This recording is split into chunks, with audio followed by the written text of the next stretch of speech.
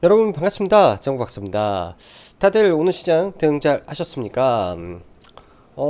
전일 미국 시장은 굉장히 큰 이변이 아니 쇼크가 하나 있었죠. 말 그대로 넷플릭스 쇼크라고 어제는 말을 하던데, 어제 시가외에서 마이너스 24%였는데 정주장에서 마이너스 35%가 급락을 하고 시가총액이 무려 67조가 날아가는 대사건이 또 발생을 했습니다.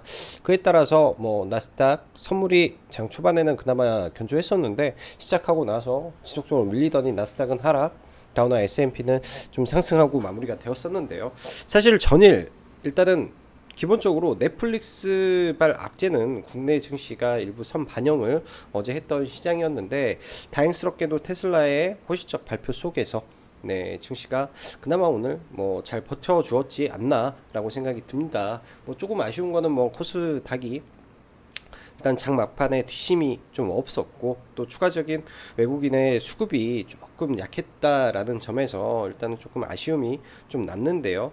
아무래도 국내 무역 수지 적자 폭의 확대에 따른 이 원달러 환율의 지속적인 상승이 일부 영향을 미치는 게 있지 않나라는 생각도 들고, 또 중국 증시가 오늘 큰 폭의 하락이 있었죠. 국내 증시는 괜찮았는데 뭐 상해가 무려 2% 이상의 또 추가 하락이 나오다 보니까 장막판에 국내 증시가 힘을 좀 못 썼다라고 보여집니다.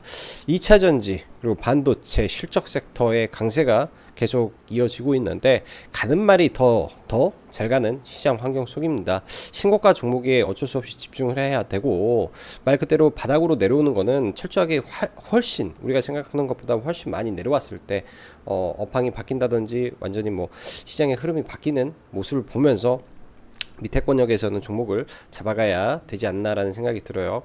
그래서 요즘 시장이 조금 답답하고 어려운 부분도 있다라고 저는 개인적으로 생각이 듭니다.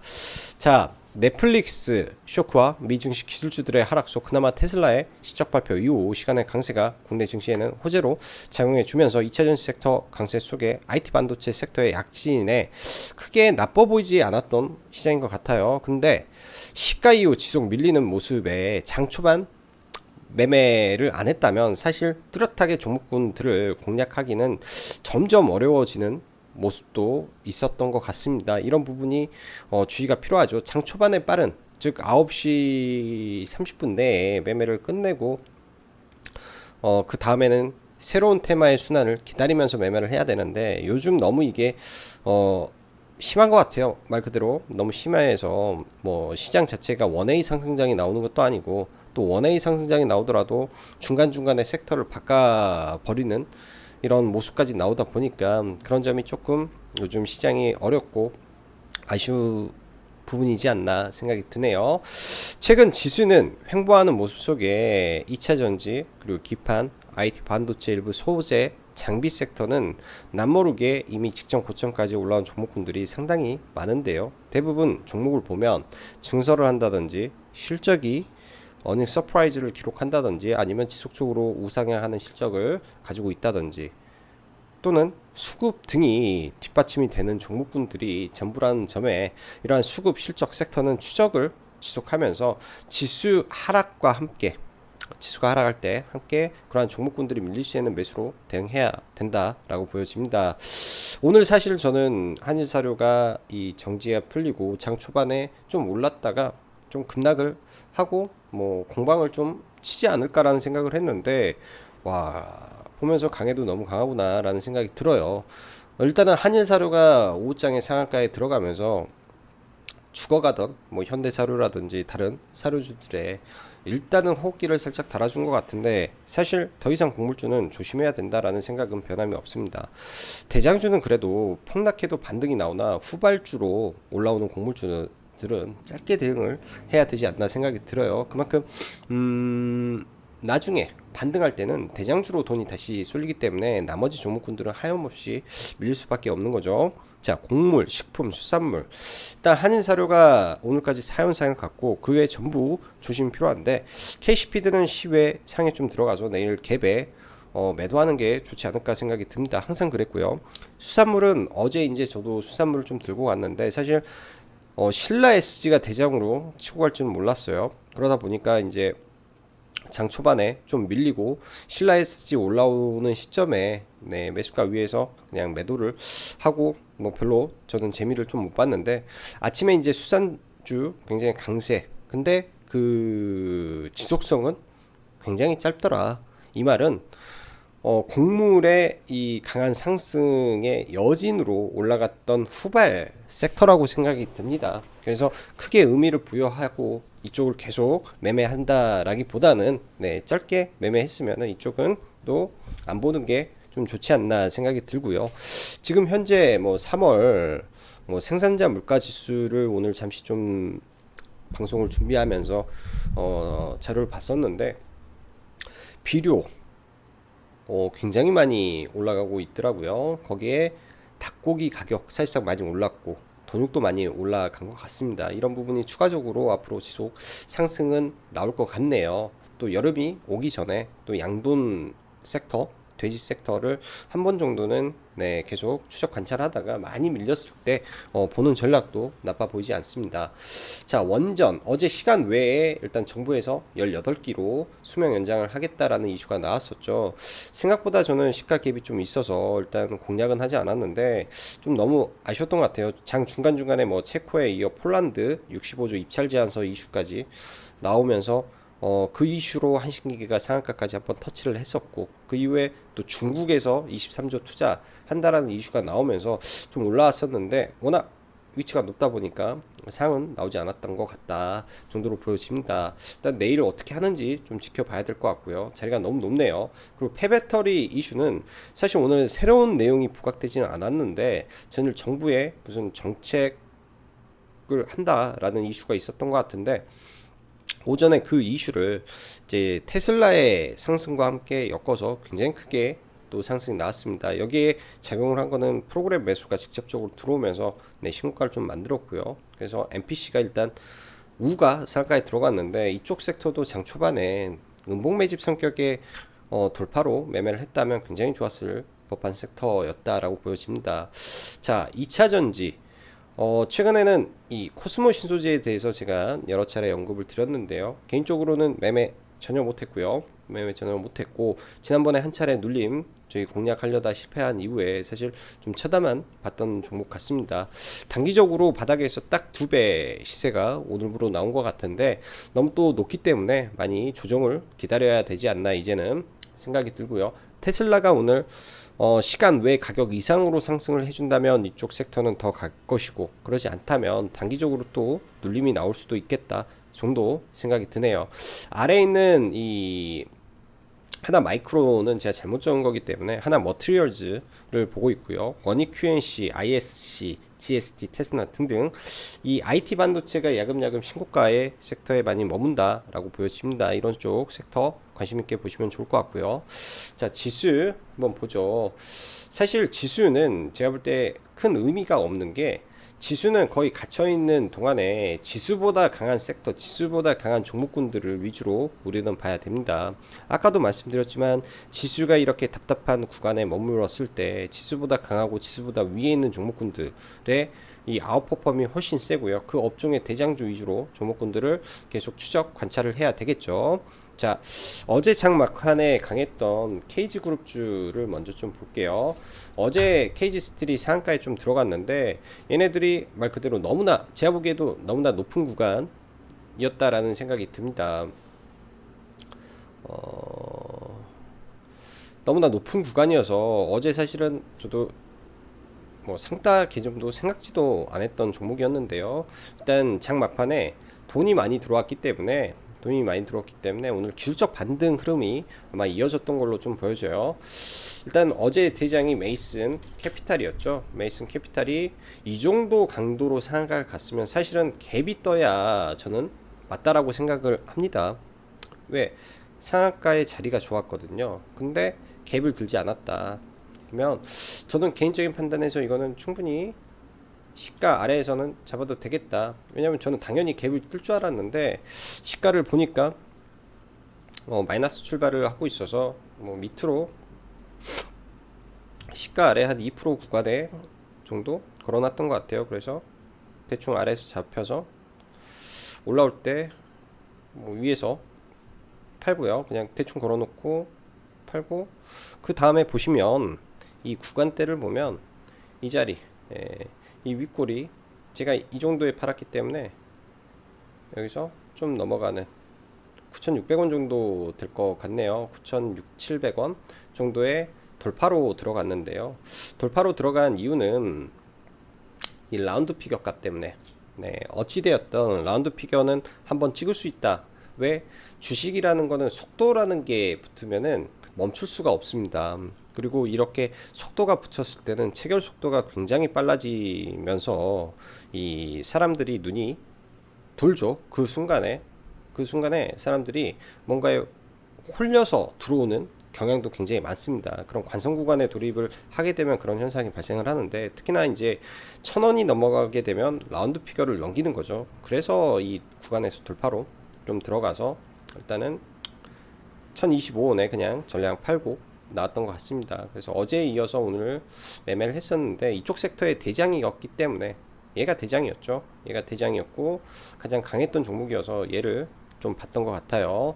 근데 단기적으로는 이 종목군들 지금 시세를 다 낸 건지 아닌 건지 확신이 잘 들지 않지만은, 보게 된다면은 뭐 이런 자리 밑에 구간에서나 보지, 위에서는 아마 매매를 하지는 않을 것 같습니다. 여전히 쌍방울하고 이쪽 섹터 거래 대금이 매우 많은데요. 쌍방울 같은 경우에는 이제 쌍용차 인수전에서 자금에 대한 부담이 좀 있을 것 같아 저는 공략은 하지 않을 것 같고, 나중에 KG그룹주 또 좋은 위치가 오면 한번 봐보지 않을까 정도 생각이 드네요. 자, 원전 보죠. 자, 어제 한신기계가 시간 외에 6.5% 상승이었는데 시가가 거의 10%대, 9%대 상승 출발을 하더라고요. 일단 좀 지켜보자라는 생각으로 그냥 펴놓고만 봤는데 너무 빨라가지고, 너무 빨라서 사실 매매를 못 들어간 게 좀 많이 아쉽습니다. 매매를 좀 많이 들어갔어야 되는데, 이런 종목은 당연히 좀 들어갔어야 됐다라고 보여지고요. 이런 구간들 돌파 혹은 이 자리에서 들어가야 되는데, 이 내용 자체가 신선하지 않았다라고 저는 개인적으로 생각을 했었거든요. 신선하지 않았다 생각을 했었는데, 이미 이 폴란드 수주 제안서 입찰에 대한 내용들이 다 언론에 퍼져 있었지 않을까라는 생각도 해봅니다. 그런 게 이제 10시에 기사가 나왔다면 이미 다 돌아다니는 내용들이 있었을 걸로 좀 보여지는데, 그런 내용도 제가 캐치가 안 됐던 부분이 좀 아쉬웠던 것 같고요. 그런 부분들이 합쳐지면서 이 구간에서 기사가 나왔던 것 같아요. 10시에 기사가 나왔는데 그 기사가 상가까지 좀 만들어 줬던 것 같습니다. 저는 이 종목 높은 구간에서 일단 조금 들어갔는데 크게 재미는 못 봤던 것 같아요. 크게 재미는 못 봤던 것 같고, 여기서 이제 돌파할 때 좀 들어가서 뭐 틱틱이 정도 1-2% 여기에서 들어간 거는 이때 상 들어갈 때 거의 대부분 다 팔아버리고, 그 다음에는 이 프로그램이 너무나 샀다 팔았다를 반복해서 사실은 매매 자체가 쉬웠던 종목은 아닌 것 같습니다. 쉬웠던 종목은 아니었던 것 같아요. 그만큼 호가는 탄탄하고 그랬는데 구간 자체가 워낙에 높아서, 그리고 과거 여러분들 아시겠지만 이 자리에서 제가 상따를 했었어요. 이 자리에서 상따를 하고 굉장히 좀 피곤했죠. 어떻게 밑에서 사서 잘 빠져는 나왔는데 굉장히 피곤했던 이력이 있던 종목이라 막상 이 종목은 상한가를 안 갈 수도 있겠다라는 생각이 좀 들었습니다. 그 밖에 이제 뭐 보성 파워텍이라든지 원전주들 움직였는데 뒷자리 파동이라 아예 이동주들은 보지는 않았고요. 오늘 이동주 중심은 좀 쳐다도 안 받고, 자, 그리고 리오프닝 관련해서 일단 코스맥스와 종목군들을 본다라고 말씀드렸습니다. 일단 결국은 이쪽이 이제 시간 문제로 보여서 좀 천천히 가는 종목군 위주로 좀 본다면 코스맥스 정도 저는 생각을 하고요. 중국 상해 봉쇄가 해제가 되었을 때 또 이 해운주 쪽에 수혜가 이어질 수 있다라는 관점으로 HMM을 좀 관심을 좀 가지고 있는데요. 그래서 이런 종목군들 좀 천천히, 지금 이 순간에 좀 천천히 가는 종목을 본다면 이런 종목군들이 있지 않을까라고 생각이 듭니다. 어제 일단은 일부 언론에서 삼성전기에 애플 이 기판 납품 이슈가 좀 있었는데요. 일단 삼성전기 기존에 애플에 납품하고 있던 부분에서 추가적으로 뭐 협력이 들어간다라고 하는데 오늘 수급이 좀 굉장히 좋았고 거래 대금도 나쁘지 않았던 것 같습니다. 모든 종목은 악성 매물대라는 게 존재를 하는데요. 이 윗구간에 있는 이 악성 매물대 이런 자리를 넘겨주는지, 그리고 오늘 유의미한 거래 대금이 들어왔기 때문에 이걸 한 번에 깨고 내려가면 안 되고 이 아래에서 눌림 정도 보시면 괜찮지 않을까라고 생각이 드네요. CJ제일제당도 이 아래 구간에서 봤다면 그렇게 무리는 없었겠죠. 급하게 올라가는 종목군들 이런 눌림목 구간들을 잘 활용해 보시는 것도 좋겠다 생각이 드네요. CJ제일제당도 관심 있게 보고 일단은 있는 종목이고요. 자, 그 밖에 오늘 2차 전지에서는 MPC라는 종목이 폐배터리 이슈를 달고 일단은 장중한 때 거의 상한가까지 터치는 했습니다. 거의 상한가 바로 한호가 아래까지 터치를 했던 것 같은데 어제 사실 그런 기사가 있었어요. 정부에서 뭐 배터리 관련된 법안을 만든다라는 게 뭐 있었던 것 같은데 그 이슈로 일단은 어제 5%까지 갭을 들고 하염없이 밀려버렸죠. 근데 사실 오늘 그 이슈가 뭐 새로운 이슈가 없었어요. 제가 개인적으로 봤을 때는 새로운 이슈가 없었는데 단순하게 어제의 이 악성 매물대를 넘어가면서 흔히 말하는 이 악성 매물대죠. 음봉매집이라고도 하기도 하고 악성 매물대를 넘어가면서 시세가 폭발을 해버렸습니다. 저는 오늘 올라올 때 재료를 본다라는 관점에서 기사도 찾아보고 뭐가 있나 봤는데 사실은 5월 1일 날 4대 그룹이 이 배터리 폐배터리 무슨 뭘 하겠다라고 이슈가 있었죠. 그래서 그런 이슈로 올라가는지 알았는데 그게 아니더라고요. 그래서 이 자리 이 음봉매직 구간을 넘어갈 때 사실 확신이 없어서 이거를 회원님들하고는 하지는 못했던 것 같습니다. 저는 굉장히 높은 구간에서 매매를 좀 들어갔는데요. 사실 이 자리가 가장 좋은 자리였겠죠. 이 음봉매집 어제의 고점 구간을 돌파하는 자리, 이 자리에 들어가든지, 그리고 1,500원 1,500원이 어디야 고점 엔벨로프 라인을 돌파하는 자리, 뭐 이런 자리를 보던지 했으면 좋았을 텐데 사실은 이 윗구간이 굉장히 어정쩡한 자리였어요. 이 자리가 넘어갈 수도 있고 못 넘어갈 수도 있고 그런 자리였는데 워낙 프로그램 매수세가 강하게 들어오면서 모멘텀이 이어졌던 것 같다라고 생각이 듭니다. 저는 이거를 어느 자리에서 매매를 했냐면요, 굉장히 높은 구간인데 보면은 신고가 영역이죠. 신고가 영역 11만 11,500원 라인, 이 자리에서 굉장히 오랜 시간 동안 좀 머물더라고요. 굉장히 오랜 시간 동안 머물었는데 이때 이제 프로그램을 볼 줄 아는 사람이라면 이거를 볼 수 있었을 거라고 생각을 합니다. 이 당시에 이 당시에 프로그램으로 들어왔던 매수 수급이 굉장히 강하게 들어왔기 때문에 이때 돌파 매매로 들어가서 그냥 상한가 바로 밑에다가 아마 매도를 했던 것 같아요. 상한가지는 못 받고 한 이 정도 해서 12,150원 라인에 전량 매도를 하고 좀 나왔던 것 같습니다. 그래서 이쪽은 맥점 라인이 하나 존재를 해서 봤고요. 그거 말고는 사실은 오늘 의미 있는 매매를 많이 한 게 없어서 좀 아쉬웠던 날이고, 일단 정부에서 이 폐배터리 관련된 법안은 사실 무근이다라는 이슈가 나왔기 때문에 오늘 들어왔던 이 80억에 대한 외국인 물량이 저는 좀 나오지 않을까라고 생각을 합니다. 그렇지만은 5월 1일부터 폐배터리 관련된 대기업들의 이 액션이 있다라는 거를 놓고 본다면은 강한 거래 대금이 들어왔고 눌렸을 때 의미 있는 라인들이 존재하겠죠. 이때 돌파를 만들었던 1,500원 구간이라든지 이런 자리라든지 내려왔을 때 관심 있게 보시면 좋을 것 같습니다. 일단은 대장주로 올라왔고요. 2등주로는 이지 트로닉스가 동반해서 좀 올라왔는데 과거 현대차와 이 공동에서 뭘 한다라는 이슈를 바탕으로 한 차례 상한가를 들어갔다가 쭉 밀렸던 종목입니다. 이 상한가를 가고 나서 시세를 분출했다면은 이때 매물이 없었을 건데, 이때 상한가를 가고 나서 바로 떨어졌기 때문에 얼마나 많은 매물이 존재를 할까요? 일단은 매물을 일부 소화를 했기 때문에 추후에 다시금 움직일 때 과거에 이 폐배터리의 대장은 뭐 MPC, 뭐 영화테크도 있었겠지만, 지금은 제가 볼 때는 MPC와 이지트로닉스로 양분해서 보시면 될 것 같습니다. 어차피 시가총액도 낮은 종목이기 때문에 이런 종목분들 두 개만 가지고 폐배터리 종목을 서치해서 놓고 보면 될 것 같고요.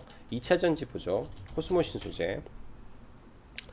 시가갭 매매를 했어야 되는 종목이었던 것 같습니다.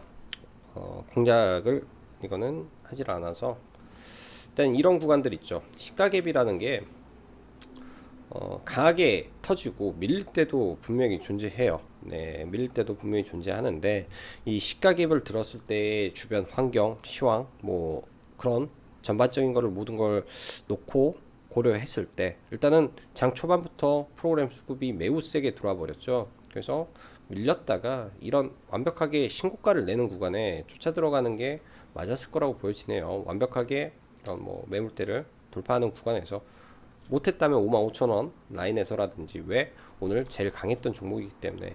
그치만 이 종목이 그런 게 있어요. 단기간에 100% 가까이 올라가게 되면 이런 수급주는 부러지기 마련입니다.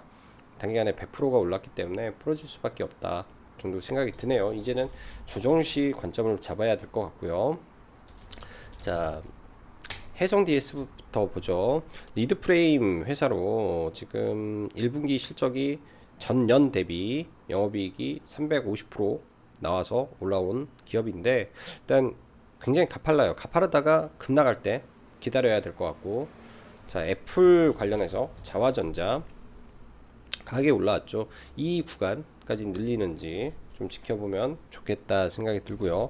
이 수페타시스도 증설이죠. 증설하는 종목이 높은 구간에서 박스권을 오래 유지했다라는 관점에서 이 박스권 하단에 내려온다면 또 좋은 자리가 될 걸로 보여집니다. 대덕전자 오늘 또 증설 공시가 또 나왔어요. 2,700억 규모 시설